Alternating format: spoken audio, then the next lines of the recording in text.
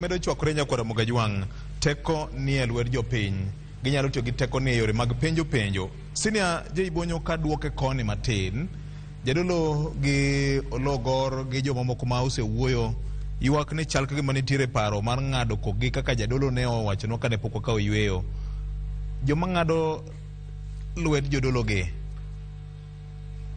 ywak ni gin jotelo mag yiero e kombe mopogore opogore. Ere yo ma jo piny nyalo tiyogo mar dhi nyime mar dhir agenda margi. Achiel kuom jabura nowacho ni gisedhi nyaka e kot gi teko mar od bura margi. Wach maber ahinya. In fact, ka nitiere bunge la wenye inchi ma oseng'iso teko ma gin go en ma Homa Bay ka.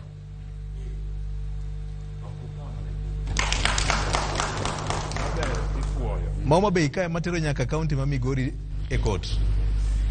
What about Migori? Homa Bay County ka notero the minister Machogu e court ndalo moko. Kare. To mano ngiso teko ma japiny ne. Yes. Adwa kawo gik moko adek mna mapiyo piyo. Ologoro pimo gigo mowacho ni gineno kok timre maber.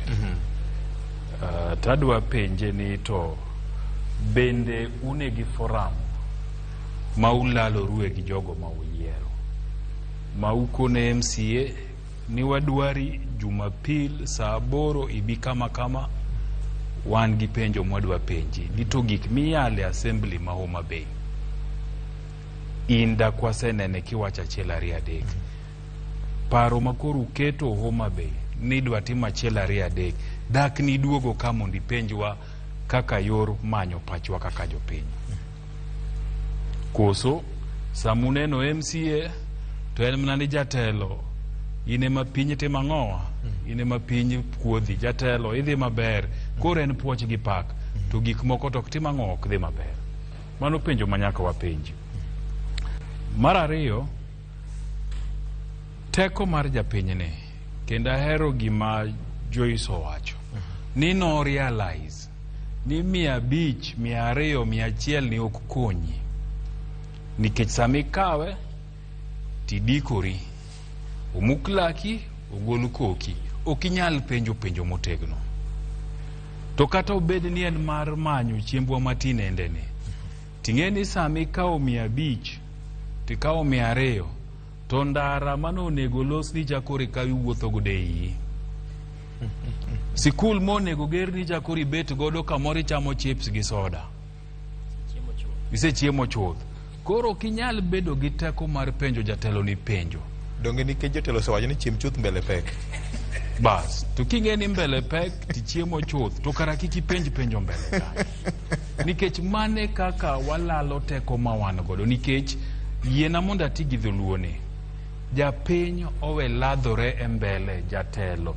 jadi kuomwa ka emondiko jotije obed jakwath obed ng'ama tiyo ni e ot obed ng'ama ni e duka obed ng'ama ni e kambini sami goe kogno misendike tich bende pod idok ladhrine okine michike nadwa ni tim kama so mane teko manyaka wabed godo to teko no wabedo godo ka wariwore ka wabedo ni ka ng'ato pok oloso kodwa to wan ga putwa moro kaka jodak wan waput moro kaka jodolo wan gi put moro kaka jobunge wan gi put moro kaka johala ma okolos kodwa ni luongo ng'ata achiel tiloso gode bathe nikech achiel no kango luongi e ode to breakfast yudo ma en fork and knife rabolo kore chuo gi uma gumone gi poka ticham machunga kore dwa ng'ado gi uma wabedo ka wariwore e vikundi wa mag johala mag jopuonj mako biro to teko wang'eny twapenje penjo nikech riwruok ne ng'owa e teko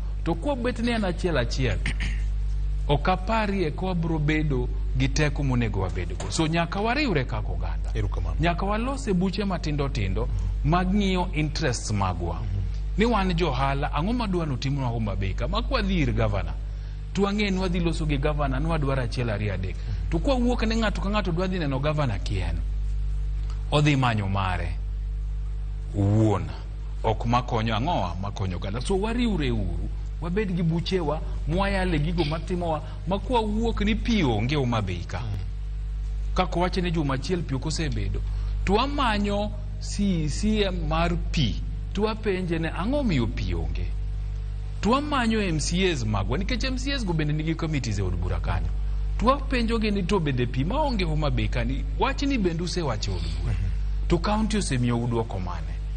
To ko bet ni wan ng'ato ka ng'ato koro pi onge to dwa dhi manyo pi kien, tibro do ka shida ni pod bro dhi mbele, nikech onge ng'amo chome tir maber, nikech ng'ato ka ng'ato manyang'owa manyo dwache. Wariure uru, wabed gi buche mabro miyo wateko mondo wapenj penjogi. Erokamano. Ken, duond jopiny e duond Nyasaye, jopiny wuoyo gi jotelo magiyiero e ombulu. Awinjo ka jadolo